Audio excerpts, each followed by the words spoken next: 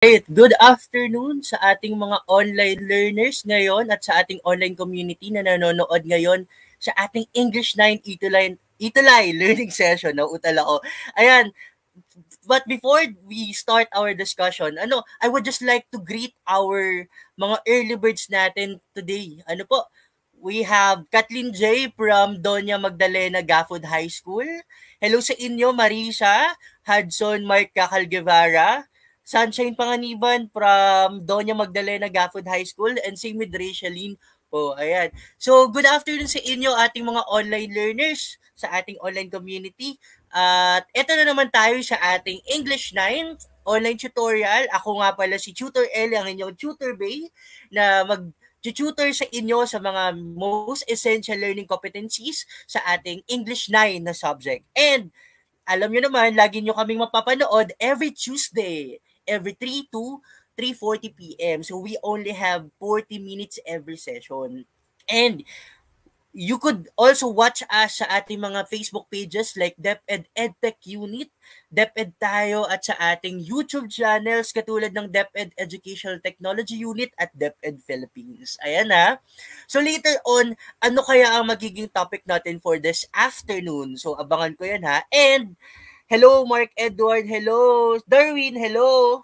Yes, abangan nyo later kung ano magiging discussion natin for today's session. Now, syempre kasama ko ngayon si ang ating tutor from SDO Batangas Province, si Tutor Jester. Pero ngayon, I just want to tell our dear tutor na sana get well soon, Tutor Jester. Kayang-kaya mo yan. Wish you naman si Tutor Jester ng get well soon, Tutor Jester, para mahil na siya sa kanyang karamdaman ngayon. Ayan, so let's begin. Ngayon, for this session, ito binago ko ating presentation kasi parang nakikita ko ng ating mga students or learners, parang I'm really hoping na sana yung mga students natin ay mag-feedback sa ating mga tutors. Hindi lang sa akin, pati sa ating mga tutors sa DepEd Itulay. So sa ating mga online learners ngayon, mga online tuties, kumusta naman tayo? Kumusta naman kami? Mag-feedback kayo sa ating, especially sa akin, kumusta ako? Mamaya, I will post this again at the end of our session. Pero ngayon, tandaan nyo na to and put your feedback or comments or suggestion. Kumusta naman si Tutor Ellie? Okay naman ba si Tutor Ellie? Naayos na naintindihan ko ba yung discussion ni Tutor Ellie sa English 9? So put it on your Chrome, your browser like Chrome, Safari, or your Firefox, and type https:/bit.ly/how is tutorbay105. Yan, si Tutor Bay 105 dahil today is October 5 and it's World Teachers Day. You can screenshot this frame or this power slide, and mamaya bisitahin nyo naman and kumustahin nyo naman, give feedback kung kumusta naman ang si Tutor Bay sa kanyang discussion. Okay, good afternoon, Sebastian Davales from Ocampo National High School. Hello sa ating mga co-teachers pala from Ocampo National High School, sa ating Schools Division Office ng Kamsur na pinangunahan ng ating superintendent na si Dr. Loida Enidea. Hello, ma'am. And sa ating lahat ng mga teachers ngayong araw, happy Teachers Day sa inyong lahat, mga Filipino public school and private school teachers. Saludo ako sa inyong mga trabaho at dedication and passion, despite kung ano pa naman panahon ang meron tayo ngayon. Ayan. So, yan, we'll proceed. Alright. So, Tutor Ellie, nasa ano ba tayo sa ating sessions ngayong first quarter? So, as you can see, we're done with the first 3 weeks. Tapos na tayo. Imagine, the time has gone too fast. Napakadali. It's very swift.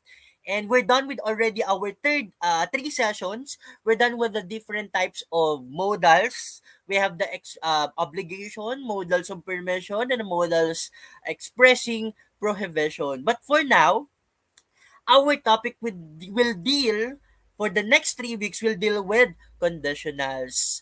Okay? So, sana hawak nyo yung mga modules nyo or learning activity sheets or any books when it comes to conditional, because this would be our competency for this week for first quarter. Alright. Now, Tutor Ellie, ano nga ba yung topic natin specifically from last week's? So, Dayan Ancheta from Gafford High School, Kyla, Publico, good afternoon. Our topics from last session was about modals, okay? And modals, again, are verbs that add additional information about the verb that follows it. And we were able to discuss or, to explore about these three basic types of modals, which is expressing obligation, and it uses the modals must, have to, should, ought to. So sana naman you still remember. Balikan nyo, by the way, yung ating mga learning session sa English 9. It's available sa YouTube. Pwede nyo i-search yung mga session kasi replayable yan. Okay, again, replayable yung ating mga e-tulay session, so don't forget it. Pwede nyo balikan. We also dealt with per modals expressing permission, which we can use pala the words can, could, and may. Like for expressing, permission or offering something to someone. And also, last week we discussed about prohibition, and we use the words cannot and must not, which we used to prohibit someone to do this action or to do the action. Okay.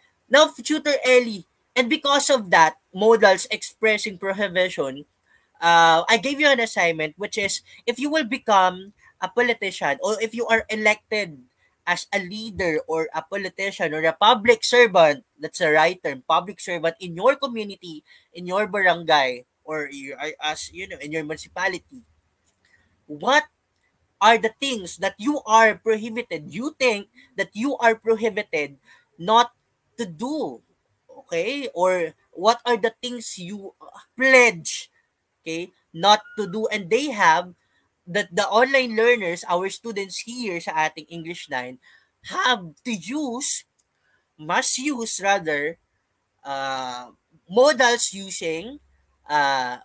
expressing prohibition, which is must not and cannot. And our duty of the week in the name of Darwin John Roa from Cagayan. Hello Darwin, sabi ko sa iyo abangan mo to, 'di ba?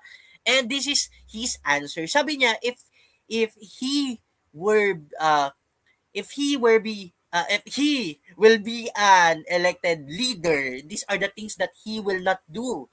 First, he will not abuse his power to express the rights of the poor and the lowly. So, tama naman yun, no? So, kaya ka nga nandun kasi you want to uplift them, to have a voice for them.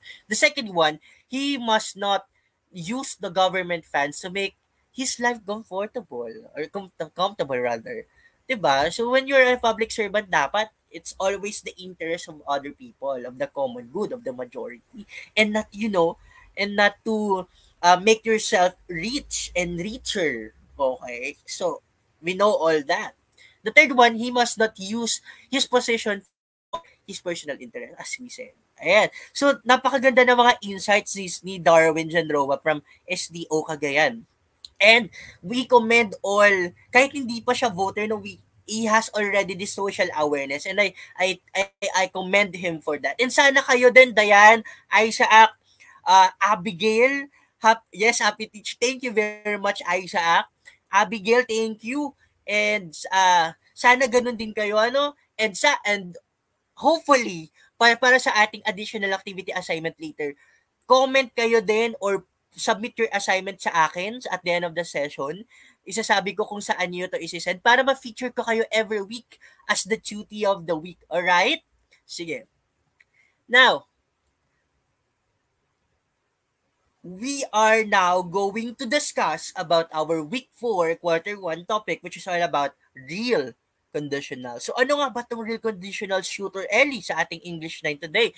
And our module referent comes from DepEd Region 5 Bicol. Kasi ako ang Bicolano, I'm from Kamsur. And hello sa ating mga teachers. Happy World Teachers Day sa ating teacher sa Region 5 Bicol, sa ating Regional Director, si Sir Gilbert T. Sadsad. Hello po sa inyo at sa ating development team ng ating modules. Mabuhay po kayo. Salamat and Diyos mabalos po sa inyong lahat, sa inyong mga dedikasyon.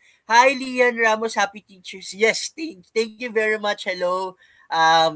Cecil Andaya. Hello. Thank you very much. Daming bumabati ng Happy Teacher's Day. Thank you very much. It's overwhelming. Now, here's our objective for this session. Okay? Tutor Ellie, ano kaya mga objectives natin for this session? First is, we have to know sana, no, we will be able to identify the proper verb forms of the given conditionals. So, parang, baka malito kayo, ano to, later on we'll discuss this. You have to identify yung mga verbs. Magbigay kayo ng mga verbs. Next one is, you have to predict outcomes or results of daily life situations using given conditionals. Ano? So, yun. It involves, of course, critical thinking and social awareness to predict outcomes or results. And of course, lastly, sana you will be able to create a paragraph. Kahit 3 sentences lang, 4 sentences, that's a paragraph already. Kahit nga 1 sentence lang, paragraph na yan eh. About a particular social issue. Ano kaya itong social issue na to Tutor Ellie? Using, of course, conditionals. Yep. Yan. Sige. Alright. Now, for our first activity, sana nanood kayo ng Miss Universe Philippines, no?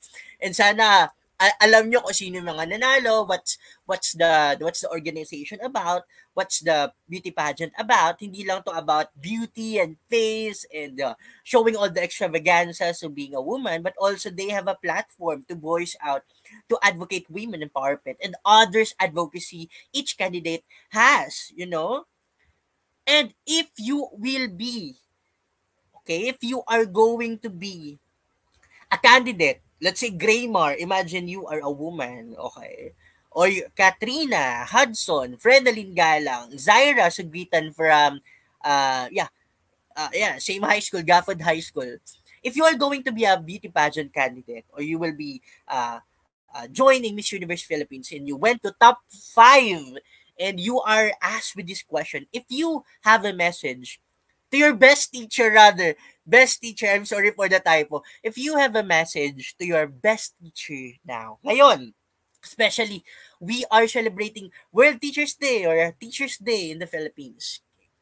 Pili kayo ng favorite teacher or your best teacher na sa tingin nyo nakapag-influence sa'yo, nakapagpasaya sa inyo, or kung ano-ano pang ginawa ng teacher nyo para matuto kayo, maging masaya kayo. What will it be? What will be your message to your teacher? Kahit 1 sentence lang or 2 sentences. Ano yung message nyo sa mga teacher nyo? Sa favorite teacher nyo? Darwin, Graymore, Katrina, Hudson, Fredeline, Abigail. What will be your message to your teacher? Kahit 1 sentence lang. What will be your message? Ako, I remember my high school teachers, they are all very influential to me. And sana nanonood sila ngayon from Camarines or yung mga teachers ko sa San Jose Pili National High School.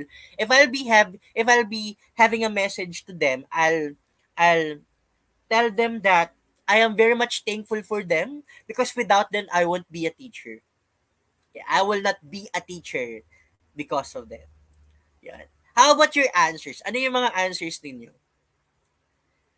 Okay. I also want to greet all my teachers din pala. This is a message to my college teachers, to Ateneo Dinaga University. Thank you very much po sa inyo, my dear teachers who have equipped me with all the things that I need to become a teacher, to become the person who I am right now. Thank you very much. So sabi ni Graymar, if he has a message to his teacher, he said that he thanks all of them for teaching him new knowledge. Ayan. So that's right, Graymar. That's good. How about MJ Lagutaw Bas? Happy teachers daw. So yun yung message. Ayan. So, from the responses of yours and sabi ni Graymar, okay, those answers contain a conditional sentence. So, yan, may conditional sentence pala yun. Hindi ko alam na yung sinasabi ko pala ay may conditionals na. So, ano kaya yung conditional sentence, Tutor Ellie? Alright. So, conditionals or conditional sentence are actually contains, okay, an if clause or a main clause. Okay. And conditionals are sentences that, it says a condition and the result. Okay? It says a condition and the result. And it uses if clause, okay, because it starts with if plus a main clause. So there are actually two clauses.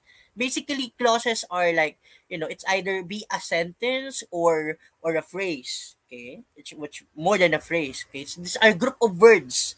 So the if clause starts with the if, and the main clause, of course, another set of idea or words. Now, the conditionals, ito ha, very basic. The conditionals are basically four types, or I mean five types. We have the zero conditionals, the first conditionals, the second conditionals, and the third conditionals, and the last one is mixed conditionals. And mixed conditionals are actually uh, uh, a combination of the second and third conditional. Okay, so medyo ano pa yun sa inyo, pero later on as we go on with our discussion, maiintindihan nyo to, and for the succeeding weeks, okay?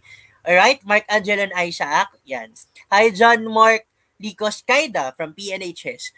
Yan, so sabi ko nga, conditionals is composed of if clause and main clause. And pag sinabing if, ito yon kung natatandaan nyo yung mga verb forms ng verb, like, go, went, gone, fly, flew, flown, yung mga ganun, like walk, walked, walked. So yun yung mga verb forms ng mga verbs, ng mga pandiwa o action word. Alright? And the if clause starts with if and a comma. If you could see my commas dyan, okay, may comma. And the main clause is composed of, the different verb forms. Kaya hindi natin to i-discuss for this session kasi napakarami. For this session, we will be discussing zero and first conditional. So, explain ko sa inyo later kung ano to. Ngayon, si Tutor Ellie, ano yung if clause? Okay. If clause is basically, it's referring to condition. If you will be, if the water will flow, if the sun will rise. Yun yung mga ganong klase ng clause. If, these are conditions. If you will be given $1 million. So yun, if. What if? Kapag binigyan ka ng ganito, yun yung in Filipino, kapag yan, kapag. Yung condition. And main clause is the result. Kapag binigyan ka ng 1 million na pera, tapos the main clause is the result, anong gagawin mo sa pera? Bibili ako ng malaking bahay. So that's the result. If you will be given $1 million, that's the condition. If I will be given $1 million, I will give it to the charity. So that's the result. So these are conditionals. Okay? You are given a condition and this is the result. Okay? So hopefully it's clear. So ganun lang yun. Pero we'll discuss it progressively as the time goes by. Sasumid ako, sorry. Now, the zero and first conditionals are what, we use this in providing real conditions or possible conditions and results. While the second and third, okay, refers to or express unreal or impossible condition and results. So, Tutor Ellie, ano kaya to? We'll delve down more. Okay? And the mix actually is, it's rarely used, but we will just give an passing discussion about this in the succeeding weeks.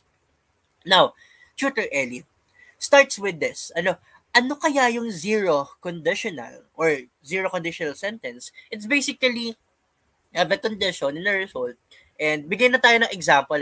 If we boil the water. The verb here is boil, and boil is in the present simple. I mean, present tense siya. Hindi siya past, hindi siya boiled. Okay, hindi siya, okay, present simple lang siya. Okay, boil, boiled, boiled. Remember? If plus the verb boil, if is zero conditional na if clause. Okay? Present simple lang siya. So kapag gagawa ka pala ng sentence na ganito, if we boil the water, anong sunod? It becomes hot. Yung verb na gagamitin mo, the verb you will use should be present simple also. Okay? Boil, boiled, boiled. Become or becomes kasi singular. Okay? Becomes. It refers to the water. Becomes, become, or becomes, became, became. Okay? Ganon. So, it should be present simple. Okay? So, zero conditional is basically, you use this type of formula of the sentence kapag you are just saying something that's obvious. The result is obvious or it's real. Totoo yung result. Nangyayari, certain yung result. Okay? Syempre, pag nag-boil ka ng water, pag ininit mo yung tubig, what will happen? Syempre, it becomes hot. Diba? So, it's something obvious naman. Very factual, very certain. So, yan yung zero conditional. Okay? Magko-condition ka lang naman, same naman yung result. Definite yung result. Zero. Okay? Wala namang ibang possible result doon. Okay? Pero, pwede din natin ito baliktarin, my dear tutors. Dear tuties. No, pwede din natin yon um, baliktarin. So, the water becomes hot if we boil it. Tama naman. Yung tubig, magiging mainit kapag nilaga natin. Okay? If present simple, simple lang, present, and another na naman sa main clause na present simple. If we boil the water, hindi pwedeng it became hot. Hindi pwedeng it became, hindi pwedeng past tense. Dapat pala, becomes present simple. Kapag gagamitin natin yung zero conditional na real and certain and possible, definite ang magiging result. Another example. Okay? If we do not eat, my dear cuties, ano yung sagot dito? If we do not eat, what will happen? John Patrick, Kyle, Aliyah, Mark Angelo, Isaac. What will happen? Kapag hindi tayo kumain, use a present simple na verb. Okay, present tense. Present tense na verb. If we do not eat, alright, we die. Syempre, 'di ba? we are hungry. Tama naman. We become hungry. Yes, tama. Darwin, Isaac, or Grammar, we get hungry. 'Di ba? Present lang siya. Or if we are going to reverse it, we die if we do not eat. 'Di ba? Present tense lang. So that's zero conditional. Alright? Sana malinaw, no? Now, okay tayo. So, let's start with this. Complete the sentence using the proper verb form. If you do not charge your phone, what's the result? Isaac, Darwin, Grammar, Kyle. Okay? Of course, yes. Mark Angelo, John Mark, Kayla, MJ, Katrina. If you do not charge your phone, what's the result? Okay. It shuts down. Okay ko, 'di ba? Wala naman pag hindi mo charge, shut down. Number 2, if you still at the bank, kapag nagnakaw tayo sa bangko, huwag niyo tong gagawin. This is only an example. What is the result? Alright. We get in prison. Tama naman. Okay, tama.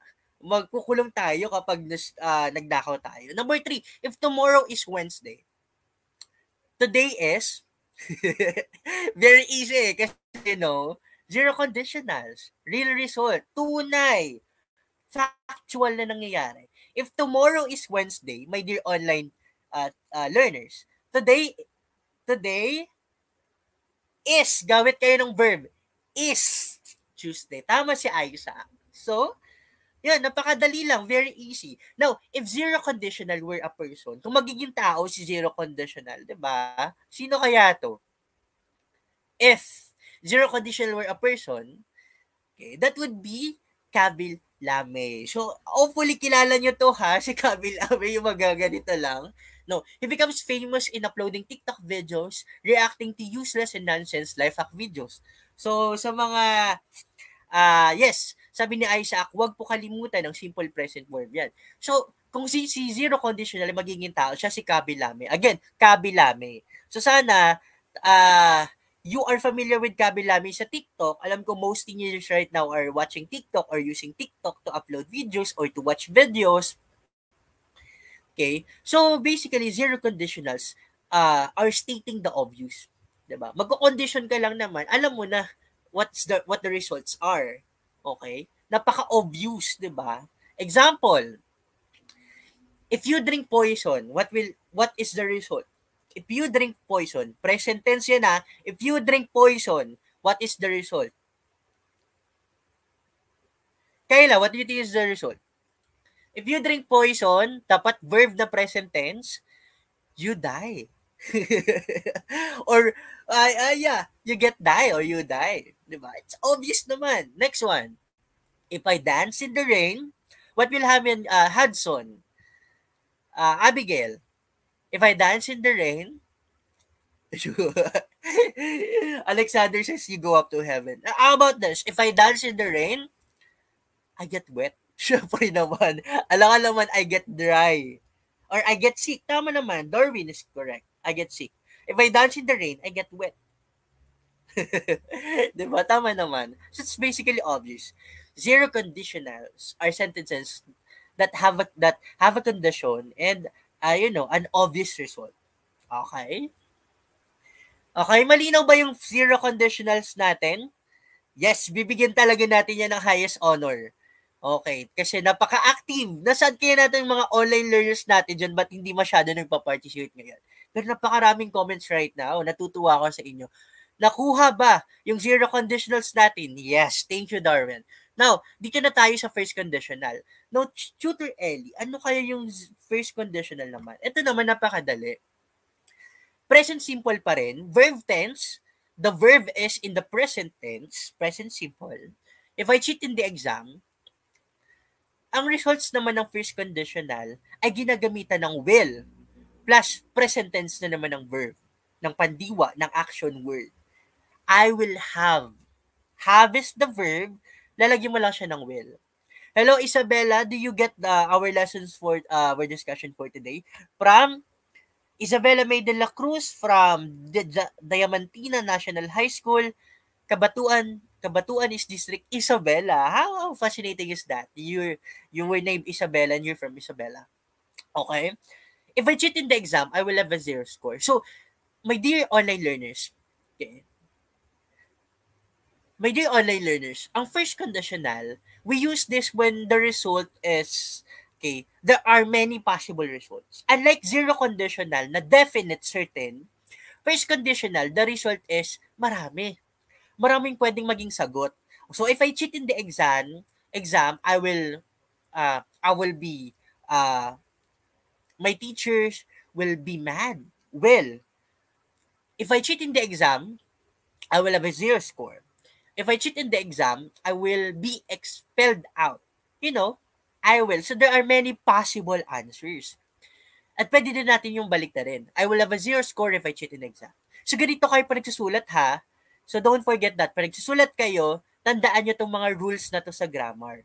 Kapag intention nyo ay definite yung result, real, certain, obvious ang result, you use zero. Pag first conditional naman, pareho lang silang verb na present tense. Pero, first conditional is maraming pwedeng maging sagot sa if na condition. Okay? So, dito, pwede kayong gumamit, aside from will, we could use may, might, can, could, going to. Alright? May, might, can, could, going to. So, yan ang pwede. Example, if I cheat in the exam, I could have a zero score. If I cheat in the exam, I might have a zero score. Okay? Well, may, might, can, could, going to, plus the present tense of the verb have. Okay? You got it? Rhea? Crystal? Okay, so directions. Complete the sentence using the proper verb form. If she loves me, use conditional result. If she loves me, what do you think will be the answer? Will. She will. She could. She will not. She could not. She might. Sige nga, sagutan nyo nga to, my dear online learners. These are the possible answers of first conditional. If she loves me, kung mahal niya talaga ako. Isaac said, this is not your real name, right? Isaac Newton. Sabi ni Isaac, if she loves me, I will love her. I will be the happiest person in the world. Sana all. Sabi ni Tutor May, sana all. I will love her. I will be the happiest person. Alright. So yeah, diba? There are many possible answers. Yeah. Jasmine, Vera Joy, Agonoy, from Isabela. Thank you very much for watching. Now, what's the difference, Tutor Ellie, ng zero conditional at first conditional? Okay. So basically, uh, the zero conditional is obvious yung result, while the first conditional is there are many possible results. Sabi ni Jenny, if she loves me, she will not betray me. Hindi niya ako pagtataksilan in Filipino. Sana all. Which we should be at all times. Hindi tayo dapat nagtataksil. Tama? Now, for this activity, imagine class that you are elected again kasi yun, no, malapit na election, marami na nagpaparamdam ng mga politicians in the time of pandemic. If you're elected as barangay captain, in your community in your street, in your zone, in your barangay, what specific or realistic problems will you address? Okay. Use conditional sentence. Says, at least 2-0 conditionals, meron sa inyong magsagot ng 2-0 conditionals, meron din some of you or half of you will comment in the comment box at least 2 first conditionals na sagot. In regards to this situation na if you are elected as a barangay captain or mayor in your community what specific realistic problems will you address? Anong problema ang i-address ninyo? Use conditional sentences. Sige, magbibilang ako ng 10 seconds. Sige. Daming nagko-comments right now. Okay, may nagko-comments right now. May nagko-comment right now. Sige. Maghintay ako ng sagot. If you are elected as barangay, sige, chat, mag-type kayo if you are using your laptop. Ano kayong specific problem ng barangay ko, ng municipality o ng city ko, ng province ko? Ano yung na i-address ko kung ako ay magiging elected na mayor? If you are elected as barangay captain or mayor, what specific problem will I address? I will give an example. Now, Tutor Ellie becomes a barangay captain. Ako in our barangay. Okay, thank you very much sa mga bumoto sa akin. Thank you very much for those who vote me as the barangay captain in our barangay. Now, because of this, I am elected as the barangay captain of my barangay, of my community, here in Camarines Sur, in Pili. Okay? I will address the problems about corruption. I will address the problems about, COVID vaccination program. Because I wanted that all my constituents, my dear Pileños in Pili, in Camarines Sur, will be vaccinated. I will have programs or activities that promote how vaccine works, how deadly is COVID. Okay? Okay, dito tayo sa sagot ni Aisha. If I am the barangay captain, I will give a laptop and a tablet to every public school student. See? That's right. Even if you are a barangay captain, you have a big role to fill. You have a big role to play. And it doesn't mean that you are a barangay captain, you can't anymore help the students or your barangay or the community or the school. Isaac said that if he will be a barangay captain, he will give laptop and tablet to every public school student. Kaya yan ng barangay nyo. I swear, kaya yan. We have a lot of stakeholders of private sponsors. Kaya natin yan. If your barangay captain is good enough to reach these stakeholders, kaya nilang gawin yan kahit, let's say, kahit barangay captain lang sila. Okay? Kaya yan. Okay? Now, zero and first conditionals are real conditionals, and they have real conditions and real results. Okay? Sana malinaw yun Sana very clear, that's crystal clear, the difference between the zero and first, and these are what we call zero and first conditionals are real conditionals because they give real conditions and results. Okay? Paano nga pag sinabing zero conditionals, ano yung result? The difference between zero and first conditional, Zero conditionals express real results. Tama. While first conditionals express possible results. Maraming results. Alright? Okay? Now, as a summary, alright, as a sum up, ang dami pa nagko-comments right now. Okay, as a summary, conditionals help us express things that may happen in the present and the future. Okay? These are true to the other types of conditionals. But however, in this session, we only discuss the first and the zero conditionals, the real conditionals. Kasi yun naman talagang topic natin for this afternoon. The first and zero conditionals. While the others, the second and third, and the mixed conditionals, it express also something that may happen in the present and the future. Okay. In the future. Okay. And we will discuss it in the succeeding weeks. Okay. Alright, tama naman sabi ni Aisha. Pag zero po, pag obvious at sure ang result. Pag first po, more than one possibility. That's right. Okay? Napakadali lang ng pala ng conditionals, Tutor Ellie. Now, balik tayo sa ating objectives for this afternoon. Okay? Now, were we able to identify yung mga proper verb forms na ng mga conditionals? Could you please say yes? Yes, isang malaking yes, all caps na yes, if we're able to identify the proper verb forms of the given conditionals. Nagbigay ba tayo ng mga verbs na simple present tense dapat? Na simple present tense pala ang gamit sa zero and first? Okay? Of course, yes. Now, how about this? Did we predict outcomes or results of daily life situations? Yung mga very simple na basic daily life situations like what if we dance in the rain, if we boil the water, did we predict outcomes or results of daily life situation? Yes. Okay. Next, did we create a paragraph about a particular social issue? And that and that issue is big specific problems in the community. If imagining you are an elected social public servant or a barangay captain, did we create a paragraph? Let's clarify that a paragraph, it doesn't mean that it has to be long.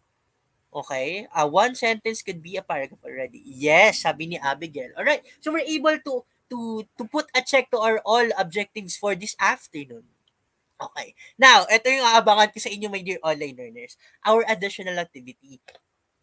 We have two additional activities, okay?